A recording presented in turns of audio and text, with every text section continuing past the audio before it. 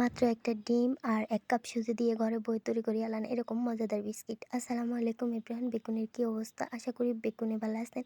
আনগদ প্রতিদিনের মতো আমিও ভালো আছি। আর প্রায় সময় যদি মিষ্টি খাবার ক্রেভিংস ওঠে তো ওই সময় আর কি এরকম একটা ঝটফট নাস্তা তৈরি করে নিই। তো প্রথমে নিয়ে নিতে হবে একটা ডিম, এরপরে নিয়ে নিতে হবে 1/3 কাপ চিনি, ১ চিমটি পরিমাণ লবণ, মিষ্টিটা ব্যালেন্স করবেন আর কি। তো এরপরে সুন্দর করে মিশিয়ে নিতে হবে চিনিটা গলানোর জন্য। তো চিনিটা কিছুটা গলিয়ে এলে দেখবেন এরকম ফ্লাফি ফ্লাফি হয়ে যাব।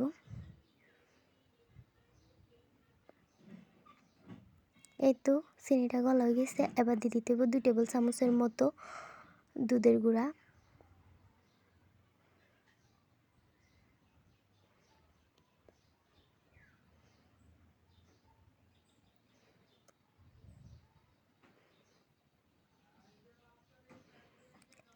এই তো দুধের গুঁড়া দেওয়া শেষ। এবার সুন্দর করে আবারও মিশিয়ে নিতে হইব যাতে কোনো রকম দলা পাকির না থাকে।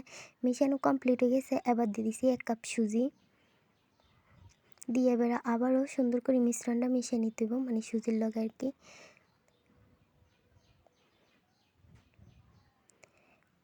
এই তো মিশানো কমপ্লিট। এবার প্রায় 7-8 মিনিটের মতো এটা রেস্টে রাখে দিলাম। তো আমি ঢাকনা দিয়ে রেস্টে রেখে দিছি 8 মিনিটের মতো। তো 8 মিনিট পরে হাতের তালুতে একটু তেল নিয়ে সুন্দর করে গোল শেপ দিয়ে একটা প্লেটের মধ্যে রাখলাম আর কি। আপনারা চাইলে বোতলের ক্যাপ দিয়েও মানে পিঠে ডিজাইন করে নিতে পারেন, কোনো সমস্যা নাই। এরপরে তেল গরম বইয়ে দিছি। তো তেলটাও গরম হয়ে এসে কিছুটা তখন একে একে বিস্কিট দিয়ে দিয়ে আর কি।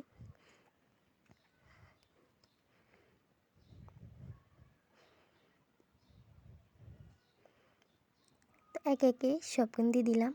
এই তো তখন সুন্দর করে লাইসে ভাজে নিবের পালা। দেখছেন তো কালারটা কত সুন্দর আছে, মন মতো একটা কালার চলে এলে এবার সুন্দর করে নামায় নিবেন।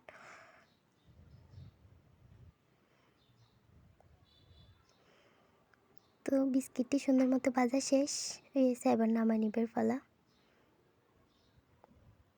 কালারটা মাশাআল্লাহ দেখছেন কত সুন্দর আছে।